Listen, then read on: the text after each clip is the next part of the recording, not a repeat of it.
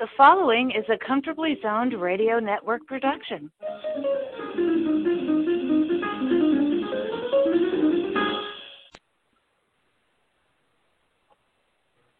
Hello, everyone. This is Rob Denninger with Comfortably Zoned Radio Network, and I'm here with Jack DeGraw, and we're talking Yankees baseball. How you doing, Jack? Good. How are you today, Robert? Not too bad. Yankees got the day off. Today's Thursday. They're game and a half up on the Rays. They're 12-6. The one piece of bad news is Stanton is hurt yet again. Yeah, like we were saying off air, Robert, I really don't know what to say about that. He just always seems to get hurt, but you know, the good thing is they got Clint Frazier and they got Andujar, so you know they were with him a lot without him most of the season last year, and looks like that's going to be the case this season. Yeah, and Stanton, he got off to a good start. He was batting .293 with 3 home runs and 7 RBIs, 10 walks, and he hurt his hamstring just jogging the second. It wasn't like he was hustling or a quick movement here or there. He just was jogging the second, and it pulled his hamstring. You know, that's the thing. I can see, you get hit with a pitch, or you're trying to break up a double play or something, or you're running to a wall. But I mean, guys get hurt now running to first base or, running the bases. It's like, you're a baseball player. That's what baseball players do. I mean, yeah. I don't know. They just seem to be so muscle bound anymore, and they're always pulling hamstrings. It's just it's crazy. And the ironic thing is he actually lost 20 pounds to try to slim up a little bit to prevent some of the injuries, and he still winds up pulling a hamstring jog in a second. Yeah, I don't really know what you can say. I think, it'd be interesting if they get some of the old trainers, the old baseball trainers, maybe from the 60s, 70s, and 80s, and just find out, why these guys could play 150 games without ever, getting hurt. It's just, it's crazy. I mean, how many injuries they have anymore, especially the Yankees. Yeah, and DJ LeMahieu had 4 hits last night. This guy, he's batting .431 on the season, and after this year, he's a free agent. I mean, I don't care what the Yankees do, but they got to re-sign him. If there's baseball next season, he's got to be on the Yankees team. Yeah, I mean, he's just, we say it every week, he's just a terrific hitter. He can hit every field, and he's a good fielder, and he just seems to always come up with the clutch hits. He always has good at-bats, and I mean, he's one of these guys, they should just lock up. Yeah, I mean, remember last year against Houston, and he battled in that one plate appearance and hit a home run to keep the game going. The Yankees wind up losing, but I mean, it just showed you what kind of hitter he is in big moments. I mean, he battled. I think it was in Game 6 in the championship series where the Yankees were about to, they were down 2 runs, and he hit the home run to bring them within 1. And they wind up losing, but he's just a great hitter in the clutch. He's just a great hitter overall. Yeah, and I mean, he just seems to be getting better. He's always a good hitter, but even with that lineup the Yankees have, I mean, he gets a lot of good pitches to hit, and he's just an outstanding ball player the last 2 years for the Yankees. Yeah, and Mike Tauchman, he's got his average up to 300, and he's been making the most of his opportunities. And you got to wonder how long is Boone going to stick with Brett Gardner in left field when you got Tauchman, who's just as good defensively, just as good, and as of right now, he's just a better hitter than Brett Gardner is in the stage of his career. Yeah, I agree with you, Robert. I mean, they want to be loyal to Gardner because he's been an outstanding Yankee, and has done a lot for the team. But I mean, it's just going to get to the point where, I think Tauchman can play the whole outfield, any outfield position, and I think Frazier's better than in left field. And you can have Tauchman and Frazier going to left field, and then they could both give Judge a rest, and one of those guys could DH. Yeah, and also you could split Mike Ford and Frazier, at the DH spot as well. I mean, I like Mike Ford, even though his batting average isn't that high. I mean, he's a quality at bat, and he can help you drive in some runs. Yeah, he's got a lot of power. Like you were saying, he always has good at bats. He makes the pitcher work. Very, very rarely do you see like a 2 or 3 pitch at bat. He usually, gets 7 or 8 pitches, and when he gets his pitch, he can drive the ball, and he's got a great eye, and he gets on base a lot by walks. And one thing since the season started, I've noticed that Aaron Boone, he's letting Garrett Cole pitch. Like, he's not too concerned about his pitch count per se.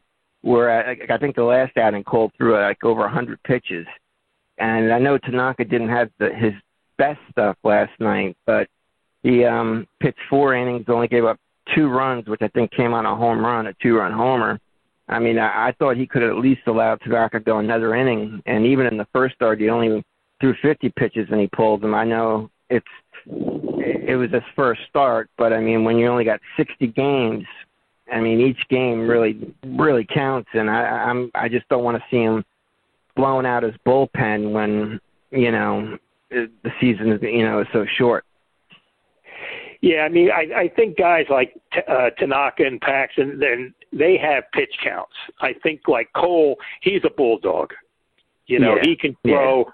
If you get into a big game and he has to throw 120 pitches, 130 pitches, he can do that. But a guy like Tanaka, they've always had him on a pitch count. I mean, it's frustrating to watch because, they're pitching pretty well and they get a pitch count and that's it. But that just seems the way, they do it nowadays. And Paxton, he looked good Sunday against the Rays. Yeah, he did, and hopefully he can carry that to his next start. I know they skipped Happ and in favor of Jordan Montgomery. Jordan Montgomery's 2-1, and he's looked pretty good. I'm still high on Jordan Montgomery. I think he's going to be valuable for the Yankees going down the stretch. I think he's one of the guys that is going to help carry that rotation along with Garrett Cole. Yeah, he's a good guy, to stick in between, Cole and Tanaka, and because he pitched really well last night. He gave up 3 runs, but at that point they had an 8-run lead. But Montgomery, he looks like he's going to be a special pitcher. Yeah, I mean, he has that overhand delivery, and being as tall as he is, it's hard for a lot of the hitters to pick up that ball when you're throwing that when you have a overhand delivery like he does. And he has like six different pitches he can throw you. Yeah, it's very deceptive. It's hard to read, where the ball's coming out, and sometimes it looks a lot faster than it actually is. And Chad Green's looked great. Jonathan Loaiza's looked good. We still haven't gotten Chapman back. I mean, we did lose Tommy Canale, but our bullpen has been pretty solid for us so far. Yeah, they've done a really nice job. The starters have struggled. The last I heard, Robert, Chapman was in Scranton. They've been playing their squad games, and I think he threw a live batting practice. I don't know if he's been in any games yet, but there's the possibility we'll see him in a week or so. Yeah, and the Yankees got a 4-game series coming up with the Red Sox, who have just been struggling, I guess you could say. They're 6-12, while the Yankees are 12-6.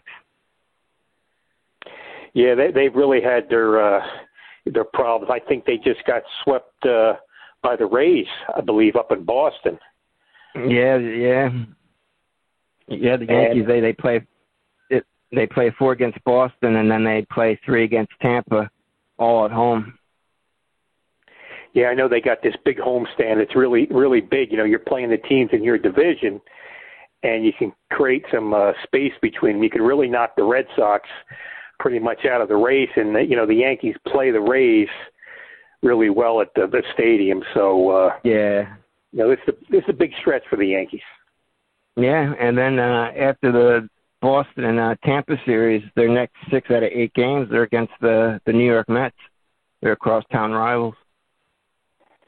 Well, I mean, that to me, I enjoy that stuff. I like when they play the Mets. I mean, a lot of people don't like the inner squad, but I think the natural matchup of the Yankees and the Mets, I still enjoy watching those games. Yeah. And we were talking off air, 25 years ago today, Mickey Mantle passed away at the age of 63. Yeah, I mean, I remember that, day. It was a Sunday, and I remember Bob Shepard. They said we lost one of our own, and it was just a sad, very sad day because Mickey meant so much to a generation. I mean, they grew. People my age and even older than me, they remember Mickey was in the series every year, and the Yankees, were just dominating, and Mickey was the main guy, and everybody here wanted to be, when they played Little League, wanted to be number 7. Yeah. Yeah, and also we had Phil Rizzuto died 13 years ago today as well. Two Yankee legends. Yeah, Mickey and Scooter were teammates, I believe, 6 years from 50 through 56, and they were in this World Series every year but one. But Scooter was an outstanding player, but as an announcer, I mean, we grew up listening to Scooter on Channel 11 with Frank Messer and Jerry Coleman and Bobby Mercer and Bill White, and it's he was a character. I mean, he's really missed. And going back to Mantle, I was surprised to read that in the 51 World Series against the Giants, when he hurt his knee by stepping in the drainage ditch, it said he went on to play the rest of his career with a torn ACL from that injury. Yeah, they said when Mickey come up, he could run like a deer. And it was a 51 World Series, and Willie Mays was at bat, and Joe D was playing center, and Mickey was in right. And Casey said, any ball you can get to, just keep going for it, and wait until DiMaggio calls you off. And I think at the last moment, Joe D called him off, and Mickey stepped into a drainage in the outfield, and they had to cart him off the field. And the interesting thing, Robert, he was in the hospital with his father. Oh, that's right. That's when he got out of the cab to lean on his dad, and his dad collapsed, and it turned out his dad had Hodgkin's disease. Yeah, wow. And a lot of the Mantle family had died young, and Mickey didn't think he was going to live past 40. So yeah. And I was looking; they were showing you some of the stats. I was trying to find the World Series stats that he owns. It's just unbelievable. Records for home runs with 18, runs scored with 42, runs batted in with 40, all in the World Series. Yeah, I mean, you can still see on YouTube, I believe in 53, you can see the black and white when Mickey hit the home run against the Dodgers, to win the series for the Yankees. And, I remember home runs he hit against the Cardinals off Barney Schultz, and home runs against Kovacs in 63. And it was just, what? I was fortunate, Robert. I seen Mickey hit 3 home runs at Yankee Stadium. Oh, that's awesome. One of the first books I ever read was a biography on Mickey Mantle, and there was there's a page where they showed you the old Washington Senator Stadium and how he hit the home run out to right field, across the street, over a bus, and into a gas station. It was one of his tape measure home runs. They don't know how far it actually was hit, but it was one of his longest, and it was a picture of where it landed. I think it was something like 460 or 485 feet, something like that. Yeah, it was crazy. I think the pitcher was Chuck Stobbs, and there was one he hit at USC, the University of South Carolina, or Southern California, in an exhibition game, and they said it must have been almost 600 feet. Wow. That's like in his first pro game with the minor leagues down in I think it was Kansas. I'm not sure what the name of the team was. It was I think it was a Class D, but he hit a home run to dead. Okay, yeah, he hit a home run to dead center, and back then that center field fence was 460 feet, and he hit a home run to dead center in his first game as a professional in the minors. Yeah, I mean, it would have been a thrill to see Mickey early in his career. I mean, those great Yankee teams. It would have been really something to see. Yeah, and I love his on his monument. I've never actually seen his monument in Monument Park, but I guess it says great teammate. I guess he was one of the his teammates loved him. Yeah, I mean, I was fortunate, Robert. I met a lot of his old teammates down here, like Johnny Blanchard and Tom Tresh, who named his son after Mickey, and like Al Downing and Phil Linz, and they all raved, about Mickey as a teammate. Yeah, there's also in the book it was because Mickey, his dad named him after Mickey Cochran, the Hall of Fame catcher. And Mantle says, "Thank God my dad didn't know his real name, Gordon. I would have hated being named that." Yeah. Yeah, Gordon Mantle just doesn't. Yeah. Mickey Mantle just rolls off your tongue. Yeah, it does. And last week we lost another Yankee. Do you want to talk about him? I completely forgot to mention him last week when we talked.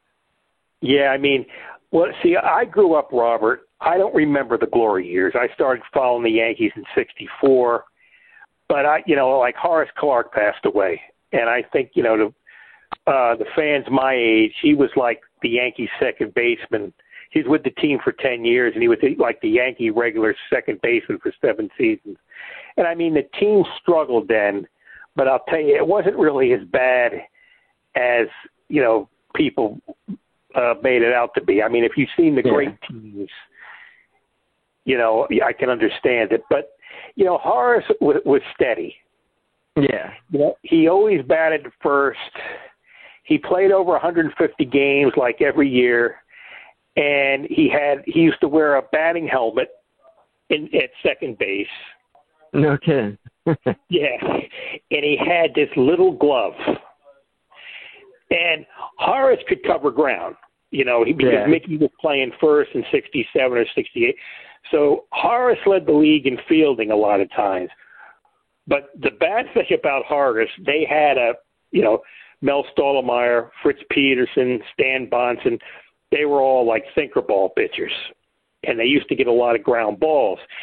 And Horace would not throw the ball to first base. On a double play. They'd be waiting for the double play, and Horace would just, get out of the way of the runner, and he'd be on McCombs Dam Park or out on the Major Geegan.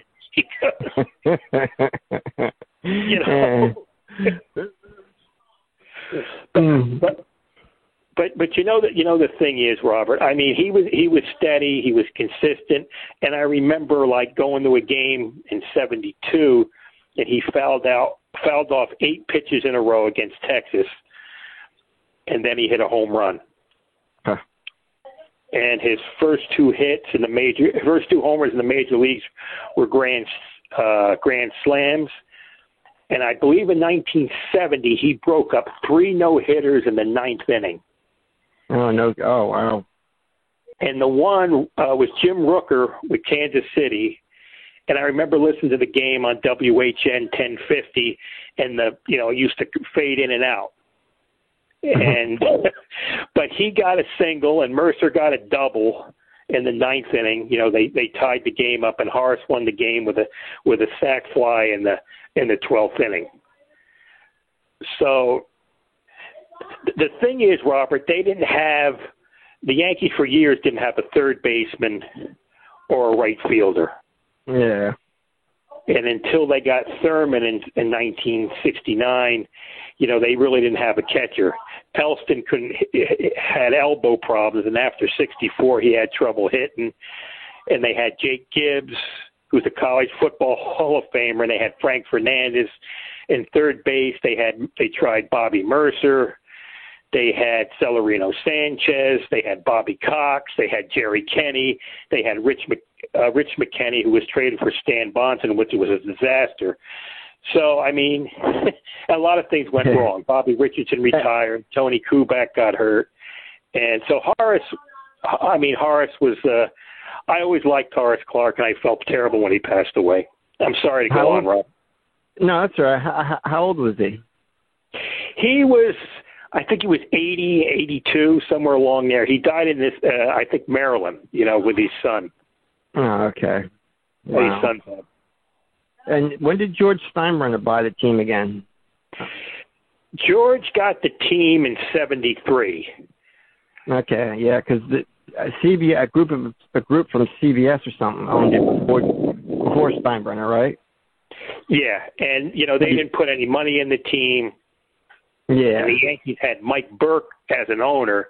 Now, and Mike Burke was, he was an exceptional person. He's a very interesting person. I mean, he was like a spy in the Second World War. There's a movie, Clock and Dagger. I think Gary Cooper played. It was taken after, Mike Burke. But, the Yankees really struggled then. But Mike Burke was very fan-friendly. I remember sitting in the stands, and he would be, like, talking to the fans and everything. So. Yeah, and Steinbrenner, he made himself quite a deal. He bought the Yankees for $10 million, and the rest is history. Yeah, I mean, he really turned him around. I don't think Steinbrenner and Mike Burke got along too well, but Yeah. George did a lot of crazy things, but he did a lot of great things too. Yeah, because I grew up, watching the Yankees in the 80s, and even though the Yankees scored the most runs of any team in the 80s, they only went to one World Series, and I think that was, in 81? That was 81 against the Dodgers, and then they won 103 games in 1980, and, George fired Dick Hauser. They didn't have the wild card then, or the Yankees would have been in a couple more times. They had good teams, but, George didn't have a lot of patience. Yeah. He traded Jay Buhner for Kenny Phelps. Yeah. And we all know the story on Steinfeld about that. Yeah. But I think, it was a blessing in disguise that he got suspended from baseball, because Gene Michael, he's the reason I think the Yankees, he is the reason we had that dynasty in the 90s, investing in all those young players like Jeter and Pettit and Bernie. Yeah, I mean, I remember the stick when, like him and Horace Clarke with the double play combination from like 68 through 73, I believe. But Stick could handle it defensively, but he did a great job as a GM. I mean, he really turned the Yankees around. Buck Showalter had a lot to do with it too. But, they talk about who they should put in Monument Park. Well, they should put a plaque up for Stick Michael. Oh, absolutely. I mean, and Brian Cashman, he came up under Gene Michael, and he kind of pulled a Gene Michael move by rebuilding the Yankees farm system, which is why we've been having success the last several years. I think because the Yankees, they were going out buying guys like Giambi and getting A-Rod, and it was Cashman who got the Yankees to reinvest in their farm system, replenish it. Yeah, George didn't have a lot of patience, and he didn't want to develop young players. He wanted to he had an knack of getting star players like 3 or 4 years too late after they were past their prime, and and then him and Winfield went at it, and that was another thing during the 1980s. That was crazy. Winfield was a terrific player. I mean, he was a great all-around player. I mean, what was it 84, 85, him and Mattingly battled for the batting title, and Mattingly, I think, edged them out. Yeah, I think it was the last day of the season, 84 against the Tigers. I think Mattingly went 4 for 5, and Winfield went 1 for 5 to win the batting title. Yeah, and didn't wasn't Wade Boggs leading the batting race, and he sat out that last game? Yeah, he didn't play too much that weekend. and it backfired on him. Mattingly got hot and won the batting title. Yeah, I mean, we put up a lot of runs in the 80s, just always seemed to come up short a little bit. And then I was watching the Yankees dynasty on the Yes Network this past week, and what a special time it was in the mid to late 90s. That was a special team. Players like Cone, David Wells, Paul O'Neill. I think Paul O'Neill should have his number retired. Well, he was a great Yankee, just like, Tino was, and Jorge and Brocious. All these guys just came at the right time. Jeter and Mariano and Posada and Bernie. I mean, it was just, when you have guys like Chili Davis on the bench and Cecil Fielder, Tim Raines. I mean, it was just incredible what the kind of talent they had. And it seems hard to believe it's been, like 20 years. I know. I can remember because Roberto Kelly used to be one of my favorite players, and I would mimic his batting stance when I'd play baseball. And when they traded him for Paul O'Neill, I remember being so upset. But, looking back on it, I'm so glad they made that trade. Yeah, I mean, Paul O'Neill was a good player with the Reds, but he was a terrific Yankee. And I mean, Roberto Kelly played well for the Yankees. I mean, I can't knock him. He went to Minnesota, and I think I don't know, he might have been on a World Series team. But Paul O'Neill was a great Yankee. I mean, he just solidified the lineup. Yeah, it's like he was when I was watching. I think it was '98 season. Was it the '98 season? They were doing, like I said, they were showing you the seasons, and Torre told him, "I'm going to bat you third today. I don't want you to do anything different," because he was talking about Gleyber Torres and his struggles, and he says you just got to go to the plate with the same mentality that just look for a pitch you can drive the ball. And he goes, some players, get in that 3 spot, and all of a sudden they want to start driving in runs and hitting home runs. He says you just got to keep the same approach. And Joe Torre was telling him that when Joe Torre put him in the 3 spot. Yeah, I mean, and he just, he batted great in the third position. I mean, I think the best thing about Joe Torre is he just let the guys play. And actually probably the best thing about Joe Torre was he kept George at bay. Yeah. He knew how to hire. He knew how to handle Steinbrenner, and having Don Zimmer as a bench coach was, an outstanding move too. Oh yeah, I mean, Torre didn't have a lot of ego, so that's another great thing.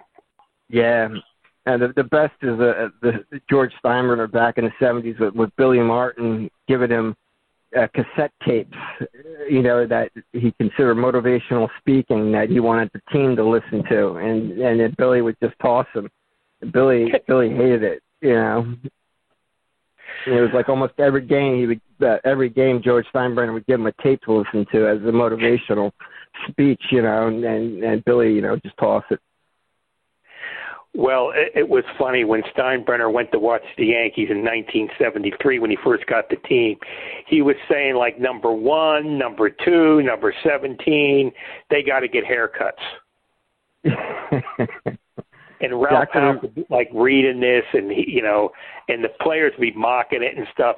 And at the end of the year, Ralph House says, "I got to get out of here before I punch the guy."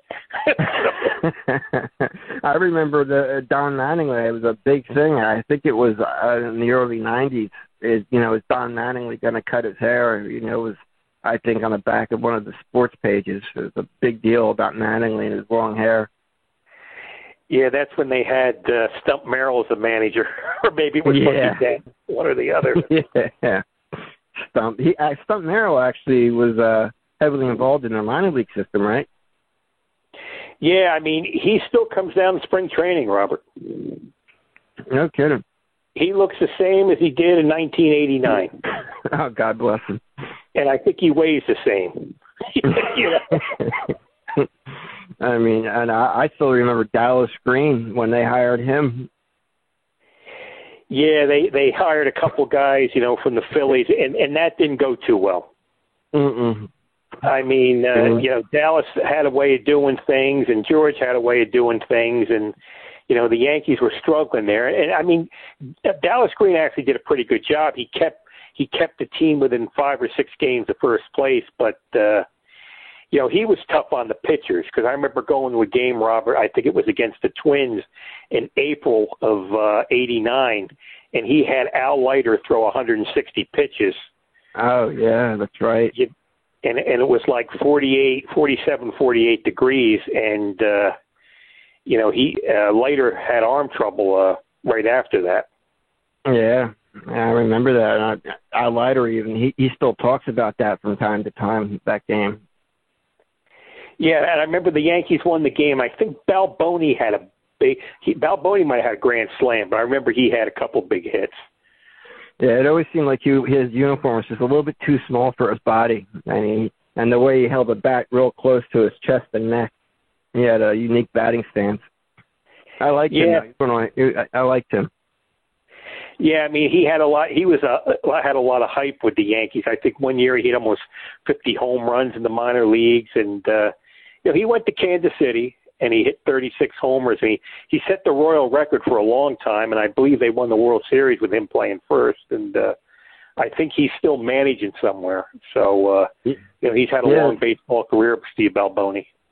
Yeah, because he was a first baseman before Donnie, and it was Yogi Berra saw something in Mattingly, and I think it was the '83 season. He had Mattingly play third base or left field. He tried getting Mattingly in the lineup any way he could towards the end of the year, because Berra could see something in Donnie, and Donnie wound up getting the job the following year at first base.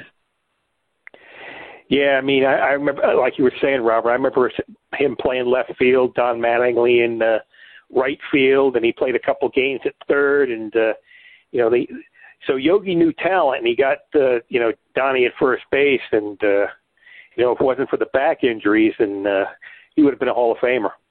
Yeah, that's why Donnie, he wears number 8 in honor of Yogi Berra. He wore it as the Dodgers manager, and now for the Marlins, he wears number 8 out of respect for Yogi. Well, I remember in '85, I think the Yankees were 6-10, and George fired Yogi, and they said Mattingly was like, kicking the garbage can, throwing the garbage can. I don't know if it was in Chicago, but, the players were pissed off, and, so was Yogi. He didn't go back to the stadium for 15 years or so, but, the players all love Yogi Berra. Yeah, I got a picture from the '83 season that it's a picture of Mattingly and Yogi Berra after a game, with big grins on their face. Yeah, I remember, Yogi didn't get much of a chance with the Yankees the second time, and he didn't get much of a chance the first time, because '64 they won the series, or they got in the series, and, Yogi got fired. Yeah, and that led to him not coming to Yankee Stadium for quite some time. Well, and after '64, he went in after the Yankees lost the series to the Cardinals 7 games. Yogi went in, and on the plane back from St. Louis, he said, well, I'm going in. You think I'll get a 2 or 3 year contract? And he went in, he got fired, and they hired the Cardinal manager, Johnny Keane, to be the Yankee manager in '65 and the first 20 games of '66, and that was a disaster. Yeah. That did not go well at all. No. Yeah, and getting back to now, the Yankees, the Boston and the Tampa series, if they could, take 3 out of 4 and maybe even sweep Tampa Bay, they could really take control of the division. Well, they're playing at home, and they always seem to, to play better at home. Against Tampa, down in Tampa, they struggle, but at the stadium, they usually turn it around. And I think at the Red Sox, they got to win at least 3 out of 4 because the season's slowly getting away. I mean, they played 30% of the season already. So yeah, and they got Cole starting tomorrow against Boston. Cole, and then Paxton, then Happ, and then Montgomery to finish out the Boston series. And Tanaka will start the first game against Tampa, followed by Cole and Paxton. But I don't know about you, but it's weird watching the game with no fans in the stand. I'm thinking about putting on the radio and listening to it on the radio, because it's just a little bit weird watching it with no fans. I know what you're saying, Robert. I mean, I was watching like the highlights from the Rays and the Red Sox, up in Fenway Park. Yeah. And it really looked weird. And when they're doing from behind the plate or, behind the pitcher, okay. But when they do a wide shot, like when a guy makes a throw from right field or something, it just looks so weird. I mean, it's got to be an eerie feeling just to play in a 30, 40, 50,000 seat stadium and there's nobody there. And I was thinking today, we should enjoy what we have right now because there's no guarantee what's going to happen next season. Because, I mean, as of right now, every 80 seconds, someone's dying from this disease in the United States. And we have over 160,000 dead, over 5 million people infected, and they're worried that the fall might see another spike. And if that's the case, I mean, who knows what next year is going to bring, what kind of condition we might be in. Yeah, I mean, you don't know how this is going to, end up, and it's just day to day. I mean, you just try to forget it and try to enjoy what you have, but who knows what's coming? It might just be a lot worse than it is now. Yeah, I mean, the NBA and the NHL, they're playing in a bubble, and they can kind of pull it off. You can't really. I mean, you probably could do it in baseball, but it'd be really, really hard, and the players would have to agree to it, which they don't agree to much. And I just don't know. And with football they're going to be like baseball. They're going to be, they'll be traveling and stuff. So I mean, who knows what's going to happen with that? It's just the world's crazy right now, and I'm just hoping things get better. So next season we're somewhat back to normal. Yeah, I mean, football is really going to be tough to play. I mean, when you're, the NFL, they're traveling all over the country, and I know colleges, they suspended their conference games, or they're not going to play till the spring. So yeah, I don't know. Yeah, because, football's a contact sport. I mean, yeah. So and Jerry Jones said the Dallas Cowboys are going to allow 40,000 fans to attend their football games. And Texas right now has like over 500,000 people that have tested positive for the disease or for the virus. And they're going to allow 40,000 people, but they said they're going to space them out because the stadium holds 80,000 people, so they're going to spread them out. But it's just, it sounds a little crazy. I mean, when you got a pandemic, ravaging the United States, I don't think it's wise to bring in 40,000 fans. Well, here's another thing, Robert. They haven't played any exhibition games. They're not going to play any. I mean, I'm just going to talk about the game, Yeah. What kind of player are you going to have on the offensive and defensive line? You're not going to have any continuity. It's just going to be what kind of games are you going to have even if they do play? Yeah, and I've been saying with the NFL, with their collective bargaining agreement, their practices are so limited that it's affected the offensive line for almost every team in the NFL. That's why you see more teams passing and going to quarterbacks that can scramble and run because the offensive line play has just gotten bad. And like you said, they're not going to have any preseason games. They're not going to have any contact drills. So, I mean, who knows what kind of play you're actually going to get on the field. It could be very sloppy play to begin the season or for most of the season, if not all of it. Yeah, I mean, it could just be one penalty after another unless, they're not going to call a lot of penalties because it could get really ugly. Yeah.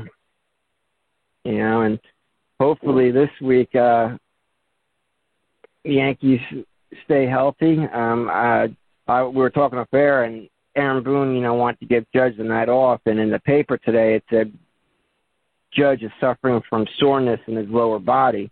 They weren't specific as to what area of the lower body, but that he's experiencing soreness and tightness.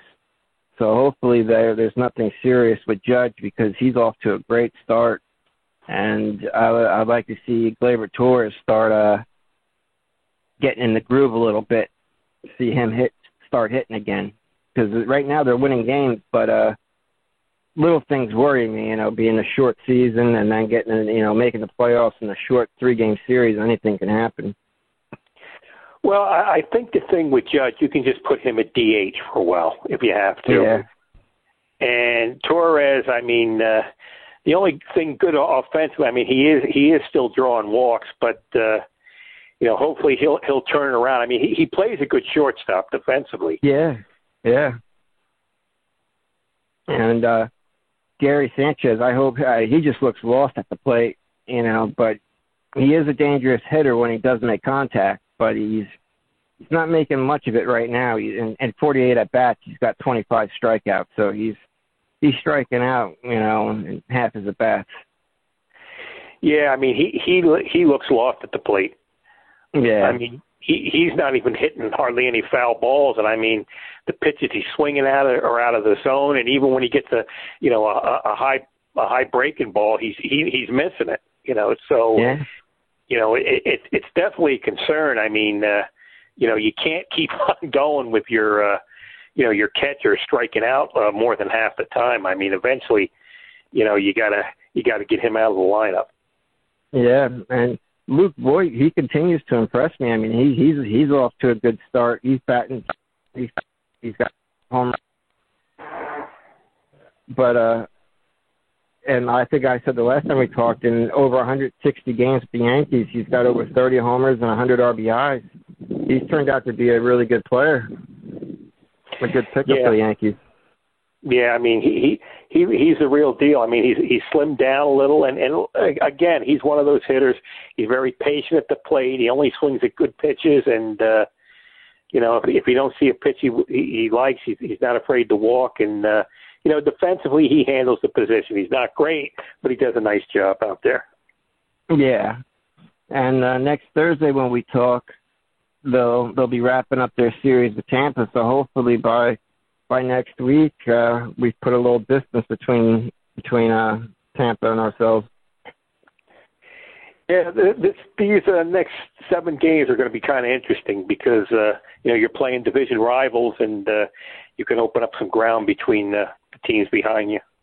Yeah, and hopefully Hap can get things straightened out because he's been getting pretty rocked when he pitches. Well, I think at some point we'll see Clark Schmidt up. Yeah, I was surprised they didn't have him on the roster to start the season. I thought Michael King pitched good, but I thought Clark Schmidt looked a little bit better than him during spring training and the camp before the season started. I'm not sure, Robert, but I don't know if he's on the 40-man. It could be one of those roster things. They have to do, move the roster a little bit and, maybe to fit him in that way. Yeah, I think you're right. Yeah, because Michael King in, I think, 3 games has got an ERA of over 7.5, and he's owned 1. I mean, he's looked good at times, but he struggled a little bit too. Yeah, I mean, these major league hitters, they're not going to swing at anything off the plate, and if you're off with your pitches, you're going to get paid. You're going to suffer for it, and he's got knocked around a little when his control and command is off. Yeah, and Jonathan Loaiza, I like him. I think he's got I think 13 strikeouts and 10 innings pitched, a 1.25 WHIP. Hitters are only batting about 230, 235 against him. I think he's looked good. Yeah, he's got really excellent stuff. He's got a lot of pitches, and at times he might have too many pitches because he's got a lot to choose from. But when he's on, he looks like he's the real deal. Yeah, and I tell you, Garrett Cole in 4 starts, he's 3-0. He's got a WHIP that's under 1 at a 0.94, and opponents are only batting 195 against him. And if you watched him, he hasn't been the guy he was last year. It looks like he's still trying to figure things out a little bit, get acclimated, but he's still a heck of a catcher. And when he's on his game, I think he's just going to start mowing down hitters. Yeah, I think he's worth every penny they gave him. Yeah, I think when September rolls around and he gets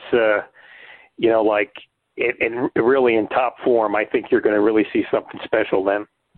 Yeah, that's the thing. If we just get in get past the first round of the playoffs, those 3-game series, worry me a little bit. But I think once we get past that, I'll relax a little bit more, maybe.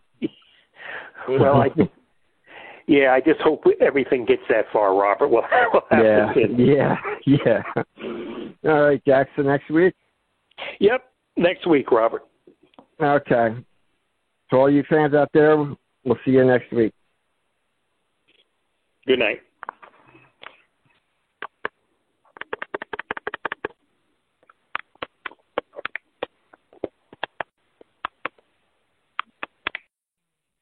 The proceeding has been a Comfortably Zoned network production. You are advised to keep your dreams wet, your humor dry, your children and grandchildren out of military recruiting offices and off the laps of clerics who wear dresses. Thank you for listening, everyone. Happy trails.